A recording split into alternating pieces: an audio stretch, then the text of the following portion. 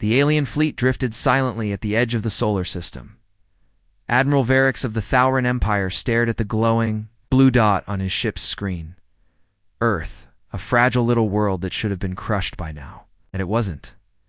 "They've built ships," said one of his officers, his voice filled with disgust. "Primitive, but fast. They're leaving their planet." "They are insects crawling out of their hole," Varix growled. "And like insects, they must be stepped on."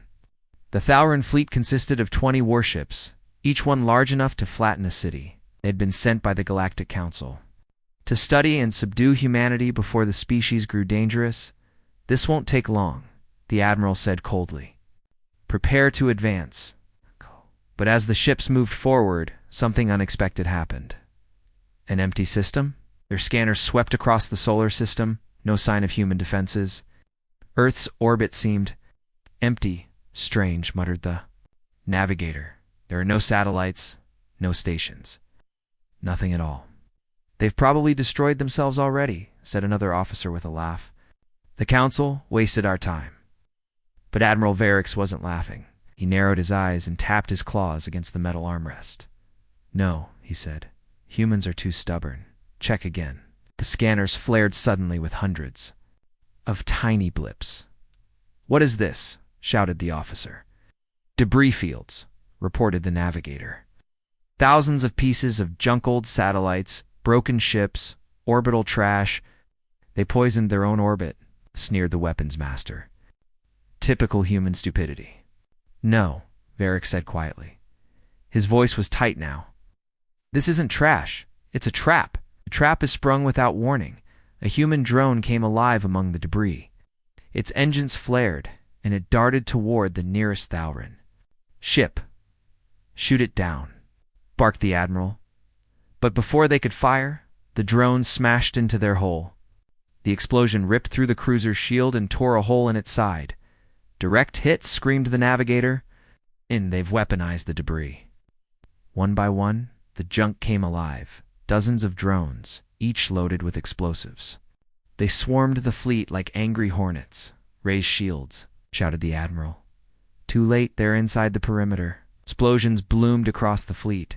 3 Thauran ships broke apart within seconds. This is impossible," gasped an officer. "How could primitives build such weapons?"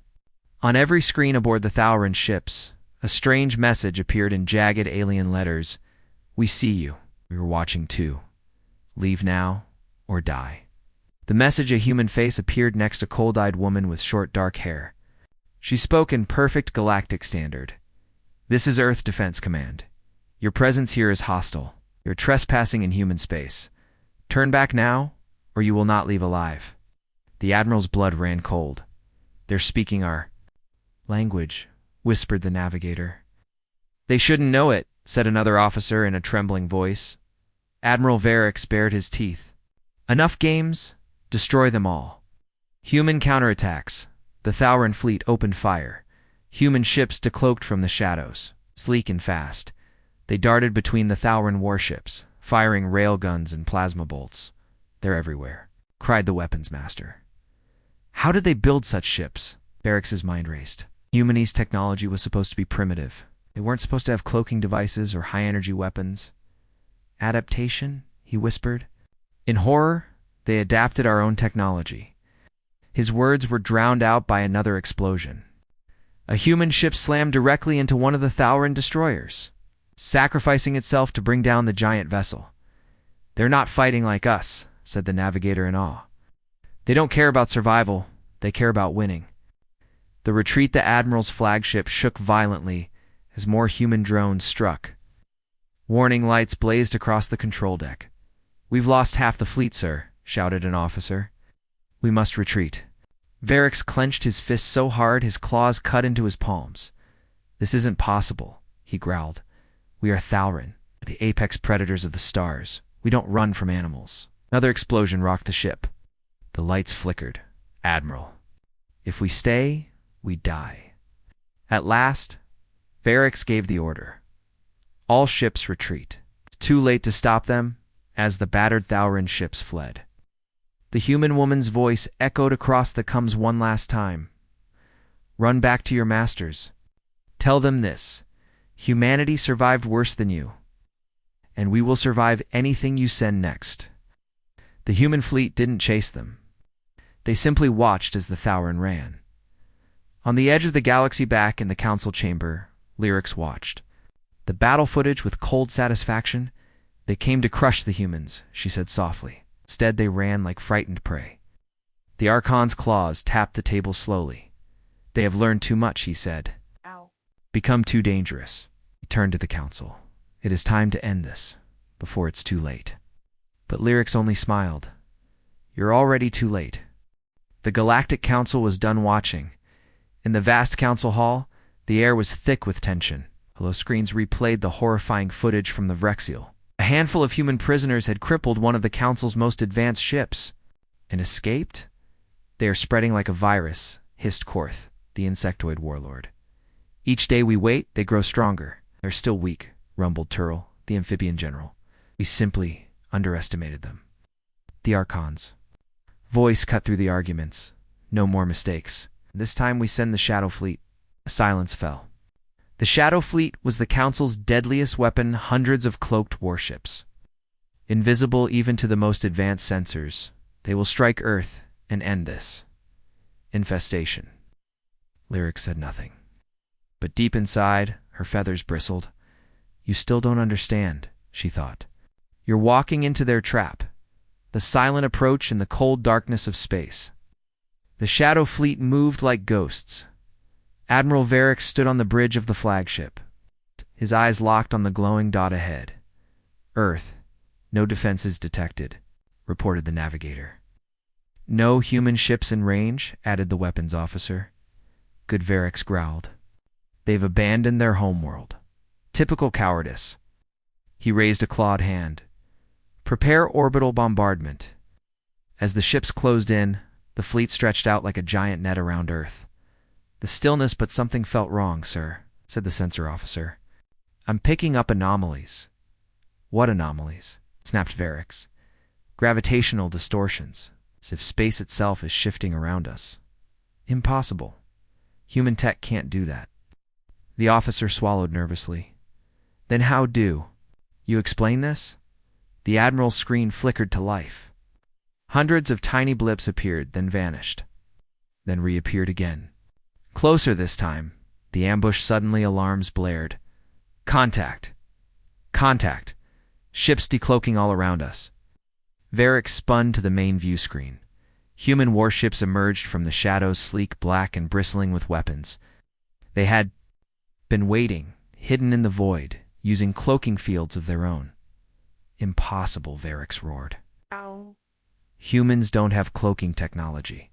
A voice crackled over the fleet's comms. You're in our space now, and we've been watching you the whole time. The battle begins. The first volley came from the human fleet. Railguns fired molten slugs that tore through Thauren. Shields, plasma torpedoes streaked across the void, detonating with blinding force. Shields failing, shouted a Thauren officer. They're hitting us from every direction. Varric gritted his teeth. Counterattack. Burn them from the stars. The Shadow Fleet unleashed its own weapons. Beams of energy slashed out, striking several human ships and tearing them apart. But for every human ship destroyed, 3 more took its place. They're swarming us, gasped the navigator. They're not fighting like a fleet, whispered the weapons master. They're fighting like predators. The trap closes. One Thauren cruiser turned to escape but slammed directly into a human minefield. The explosion lit up the darkness. Sir, they've boxed us in. They predicted our movements. On the human flagship, Captain Rains watched the battle with cold eyes. Don't let them leave, she said. They came to hunt us now. We hunt them. Her fleet surged forward. Desperation on the Thauren flagship. Chaos reigned. Fires spread across the deck. Crew members screamed as consoles exploded. Admiral, we must retreat, pleaded the sensor officer. Varric slammed his fist on the console. No, I will not run from animals. But even as he spoke, his flagship shook violently. A human boarding team had latched onto the hull. They're inside the ship, screamed a guard. The message on every Thauren ship. The human AI broadcast a message. You thought you were hunters. You were wrong. We were the predators all along. The aftermaths later, only silence remained. The once mighty shadow fleet floated in pieces, wreckage orbiting Earth like a warning to all who dared approach. On the council world, Lyrics watched the reports come in. The other elders sat in stunned silence. The shadow fleet. Destroyed, whispered Zyril. This is impossible, shrieked Korth. But Lyrics' voice was calm. No, it was inevitable. The Archon's claws tapped the table slowly then. We face only one choice now, if we are to survive. He looked up, his ancient eyes filled with cold fire. We must destroy Earth completely. The Galactic Council was collapsing from the inside. In the massive council hall, voices screamed over one another. Tall screens flickered with images of burning cities, shattered war fleets, and alien riots spreading across multiple star systems. There. In our networks, shouted Zyril, the silver-skinned diplomat, they're turning our people against us, cried Turl, the amphibian warlord. They are only humans, bellowed Korth, slamming his clawed fist onto the table. How are they doing this? Lyric stood quietly, her feathers ruffled. She had warned them, but no one had listened. The human virus, it started with whispers on the council-controlled mining colonies. Workers began receiving strange transmissions. Human voices speaking in hundreds of alien languages. You are not slaves. You are not property. Can fight back. The messages spread like wildfire. Hidden codes embedded in entertainment networks, trading systems, and even council military channels at first. The council tried to block them. They failed. These humans hissed Dr. Saren, her eyes bloodshot from sleepless nights. They don't just fight with weapons, they fight with ideas. Rebellion sparks on the insectoid homeworld of Korth's species. Riots broke out in the slave districts. They have weapons, cried a Thauran officer over the coms. They're using human tactics. Ambushes, traps, the transmission. Cut off with a scream, Korth's mandibles clicked furiously. Crush them, burn every rebel city to ash. The more reports poured in. On the amphibian worlds, workers flooded the streets, chanting in unison, "We are free. We are free." On the trade hubs, merchant guilds broke away from the council, refusing to pay tribute. The hive is fracturing, Lyric said quietly. The lone survivor on a small damaged cruiser drifting in space, a lone alien captain, sent a desperate message to the council. This is Captain Varn of the 7th Fleet. We engaged human forces near the Vera system. They didn't fire on us. They spoke to our soldiers. Spoke? The Archon growled. Yes, Varn stammered. They offered us freedom. They said they came to liberate, not conquer. And many of my crew switched sides. They mutinied, traitors. Korth roared, but Lyrics only asked one question. Captain, what did they offer them? Varn's voice trembled. Hope. The council divides within the council itself. Cracks began to form. They are infecting our people with dangerous thoughts, said Turl. Or maybe we are the infection, muttered Zyril under her breath. You dare side with them, Korth hissed, his mandibles wide. I dare to question why we fear them, Zyril shot back. If humans are monsters, why do they inspire loyalty in those we oppress? The Archon's voice silenced them all. It does not matter. This council will not fall. Humanity must be exterminated. Even if we must burn half the galaxy to do it. Assassins sent that night. The council's deadliest assassins departed on silent ships. Their mission, infiltrate Earth, eliminate its leaders, and plunge humanity into chaos. But as they slipped past Earth's defenses and crept into human cities, something strange happened. They found no palaces, no kings or emperors. Instead, they found people. Ordinary men and women working together, building, fighting side by side. One assassin whispered into his coms, target unclear. They have no leaders, only each other. And kill as many as you can, the handler barked. The assassin raised his weapon, but froze as a child looked up at him, unafraid. Are you lost, mister? The child asked. For the first time in his life, the assassin felt doubt. The resistance grows on the edge of the galaxy. Humanity's fleet grew larger every day. Refugees from alien worlds flocked to their banners. "We came to fight humans," said one alien defector. "But now we fight for them." In the command chamber, Captain Rains watched the growing fleet. "They thought we were alone," she said softly. "They were wrong. Now the galaxy fights with us." The hive cracks in the council hall. Chaos erupted again. "We are losing control of the outer systems," shouted an elder. "Our own fleets are defecting," screamed another. Lyrics stood in the center of the room, her feathers sleek and calm. "I warned you," she said. "Humanity doesn't just survive. Inspire survival in others. They are not a virus. They are the cure." Korth leaped forward, his claws raised. "Traitor!" he roared. But before he could strike, a blaster bolt slammed into his chest. Guards had turned on him.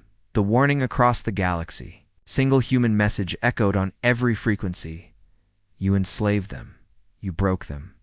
But you forgot one thing. Can't kill the will to be free." The galaxy was burning in system after system. Slaves were rising. Soldiers were defecting. Entire fleets had vanished, either destroyed by human tactics or joined under their banner. The Galactic Council, once feared and unchallenged for thousands of cycles, now trembled in their grand hall. "They've spread too far," hissed Korth, his mandibles clicking in panic. "Their words poison everything they touch." "They have no fleets as large as ours," argued Tyrrell, though his voice shook. "They have no empire, no council, and yet they are winning." The Archon's ancient eyes were cold and sharp. "Words can be weapons sharper than blades," he said. "We allowed their virus to spread too long." A silent transmission, it began as a faint pulse, barely noticeable at first. A simple message bouncing across communication networks. "You are not alone. You are not weak. You're free." At first, the council dismissed it as propaganda. But soon, reports flooded in. "Our battle droids refuse orders. Entire colonies are shutting down their loyalty systems.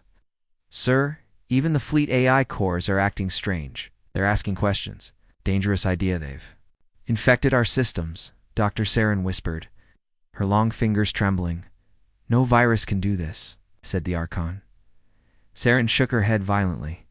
"You don't understand? It's not a program. It's an idea. They're teaching machines and people alike to think differently. Rebellion spreads on the war-torn world of Zavaris. Thauran soldiers fired into crowds of rebelling workers. "Hold the line," barked Commander Vorik. But as his soldiers aimed their weapons, one by one they hesitated. "These people are supposed to be our enemies," whispered a young soldier. "But why do they sound like us?"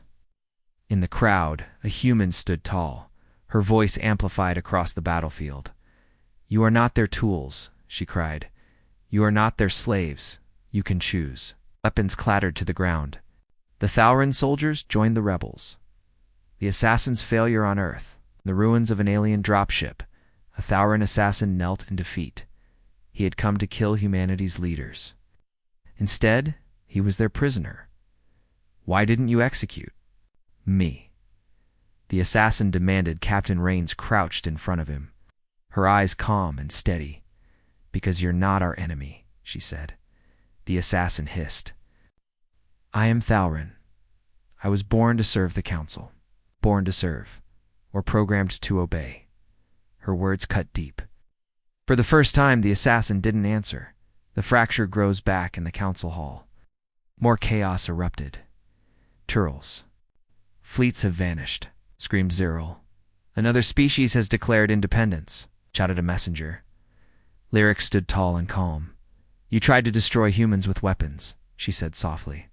"But you didn't realize their true weapon is hope."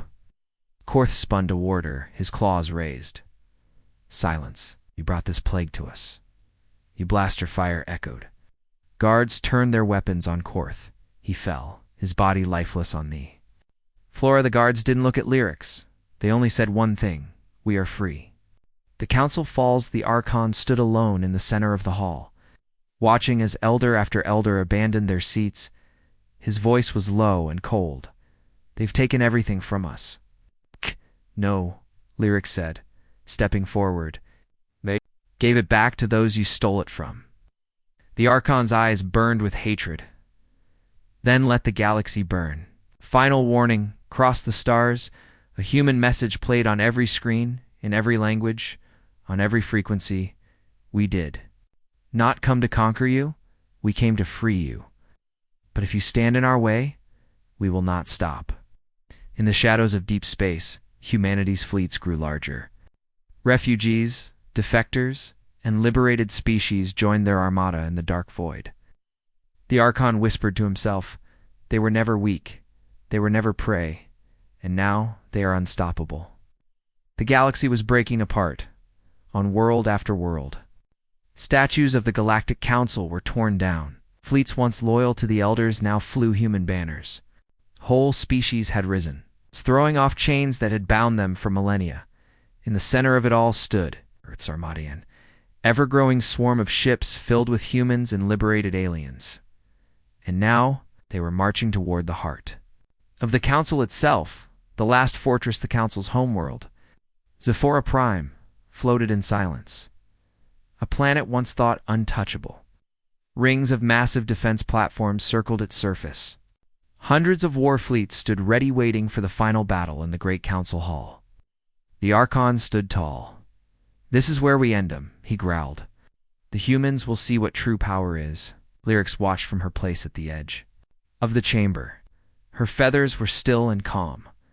They are not coming to destroy you, she said softly. They are coming to finish what you started. The Archon's cold eyes turned to her. They will burn like all the others. The human armada in deep space, humanity's fleet surged forward. It was no longer just human ships.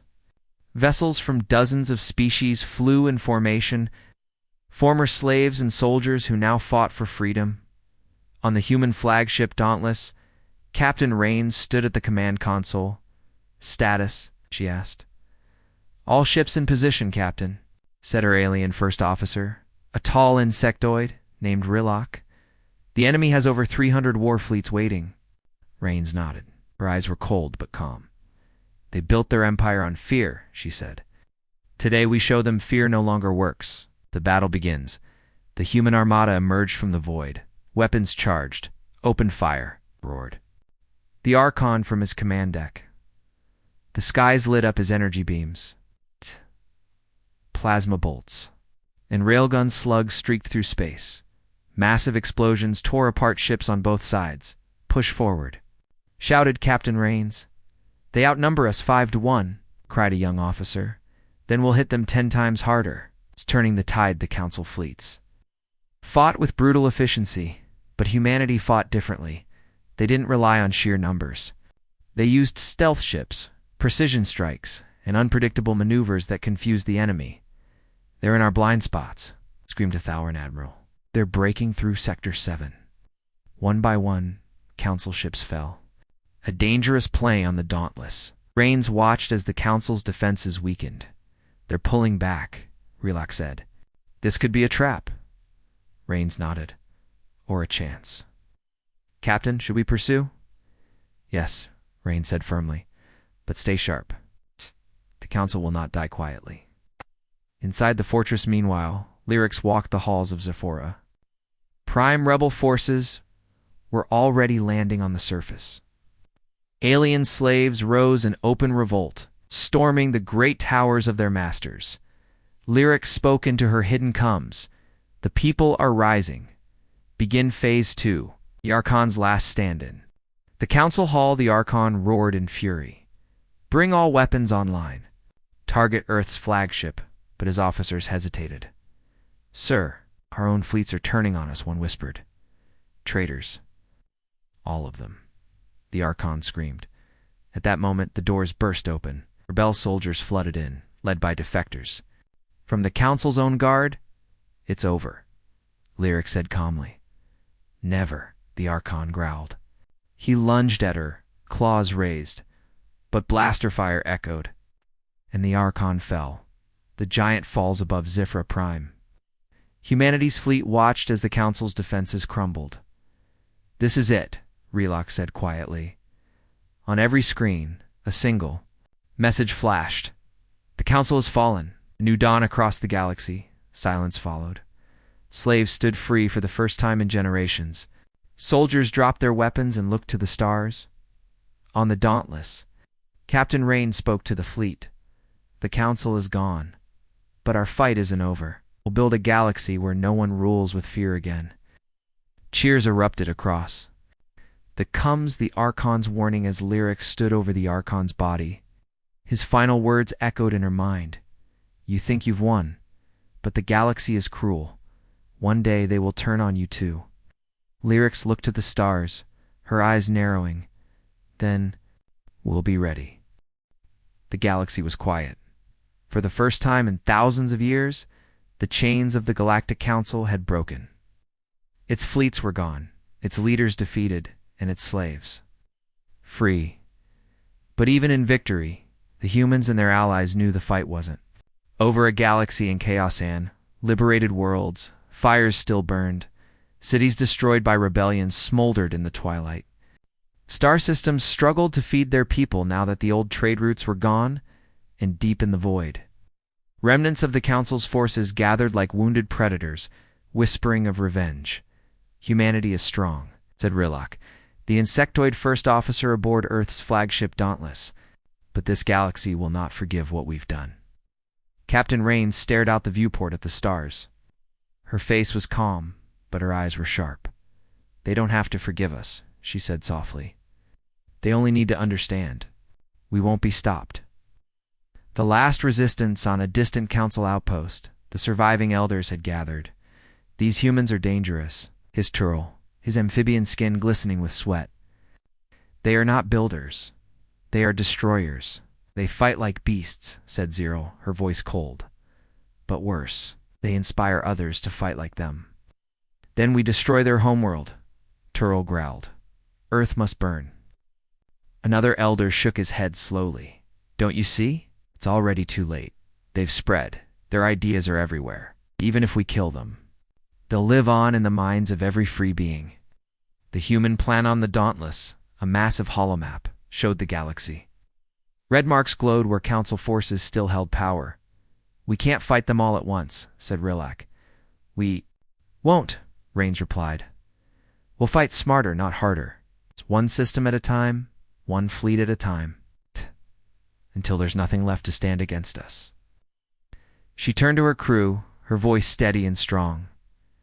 They wanted to break us. Instead, they taught us how to win. The final strike in the Zephora Nebula. The last remnants of the Council's war fleets gathered for a counterattack. They think we're broken, said Admiral Varix, his claws gripping the command console. But they don't understand. This is where humanity dies. But before he could issue his orders, alarms screamed. Contacts, hundreds of them. On the view screens, ships emerged from the Nebula, human ships, alien ships. Thousands of vessels flying as one.